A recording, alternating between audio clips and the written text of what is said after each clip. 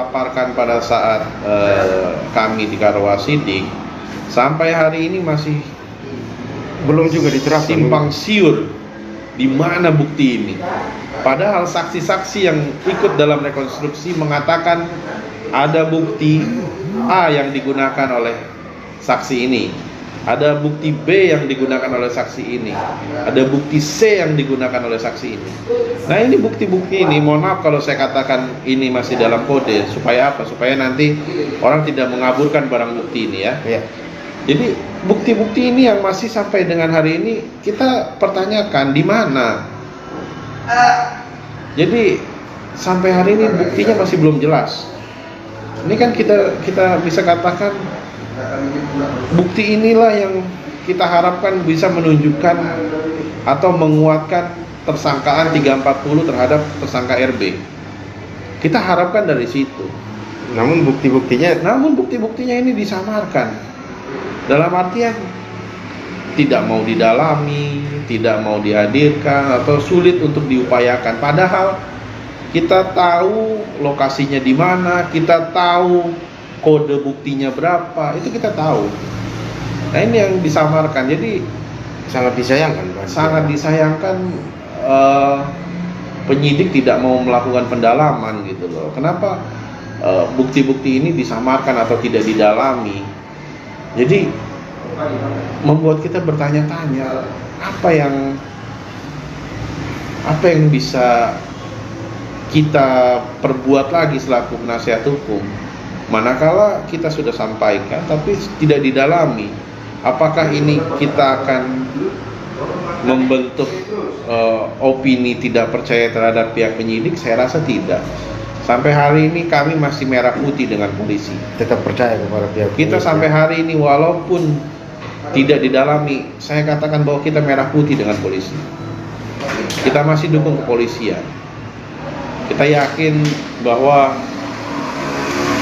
ini perkara mudah untuk dibuktikan. Tinggal dari pihak kepolisian punya atau tidak kemauan untuk menyelesaikan perkara ini seperti yang sebenar-benarnya, seperti yang seharusnya ya. Seperti yang seharusnya. Jadi kalau dikatakan dari tim kuasa hukum korban ya selalu melakukan laporan, selalu tidak bisa diam terhadap perkara ini, itu kan hal yang wajar ya. Kami kehilangan anak, kami kehilangan cucu, yang mana pertama kematiannya tidak wajar. Lalu yang kedua, dari hasil rekonstruksi dan otopsi ini kita temukan pembunuhan. Nah, pembunuhannya ini masih belum terungkap. Saya sudah sampaikan di depan Pak Karawasidik pada saat paparan di Jakarta. Andaikan pembunuhan ini dikatakan oleh tersangka dengan dia pukul, dengan dia lakukan kekerasan pada korban AT, kami tidak akan sampai ke sini. Kami tidak akan pertanyakan kecurigaan kami terkait dengan penyebab kematiannya. Nah, jadi kita minta supaya perkara ini harusnya jangan sampai diam di tempat gitu loh. Ini kita sudah kasih masukan luar biasa. Kita sudah kasih pendapat yang luar biasa, tapi seperti terkesan sia-sia begitu, Pak Aditya. Jadi kita siang malam, Pak.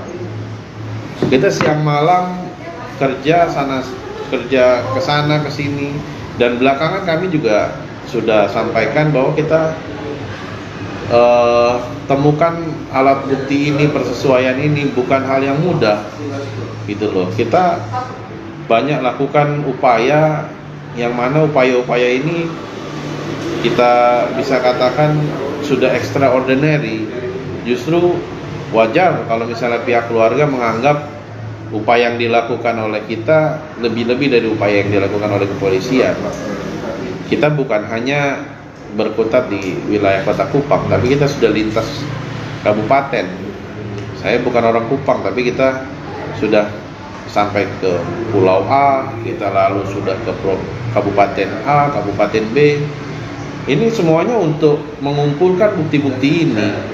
Maka sayang sekali kalau misalnya ada temuan dari rekan-rekan aliansi, ada temuan dari Bapak Buam Sine, yang mana temuan itu dikatakan dengan mudahnya, itu hanya testimoni, itu hanya keterangan orang saja. Cuma asumsi Pak. Hanya asumsi.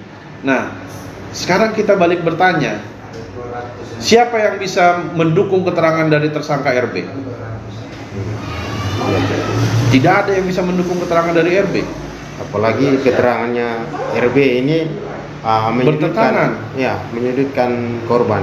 Iya, dan bertentangan dengan hasil otopsi. Bagaimana? Apakah dia lupa cara membunuh AT? Pertanyaan saya gitu, apakah dia lupa cara membunuh AT?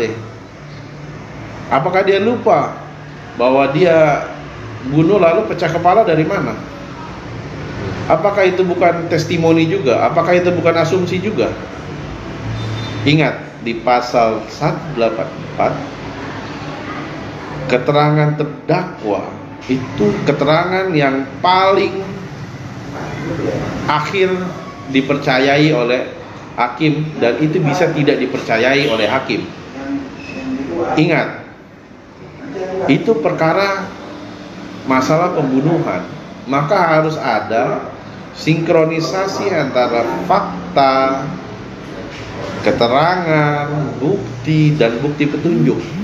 Tidak bisa kita hanya berdiri di antara bukti petunjuk dengan keterangan dari terdakwa. Maka di mana buktinya?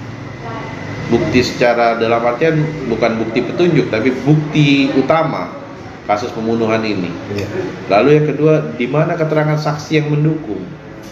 Seluruh keterangan saksi putus pada saat Astrid dan Lael dijemput di Oebobo. Seluruh bukti putus di situ. Dari situ semuanya menjadi ini ya. Dari situ seluruh keterangan adalah keterangan dari RB. Tidak ada keterangan ataupun tidak ada saksi-saksi lain yang bisa mendukung di adegan ke-8, di adegan ke-21, di adegan pada saat dia penguburan. Tidak ada.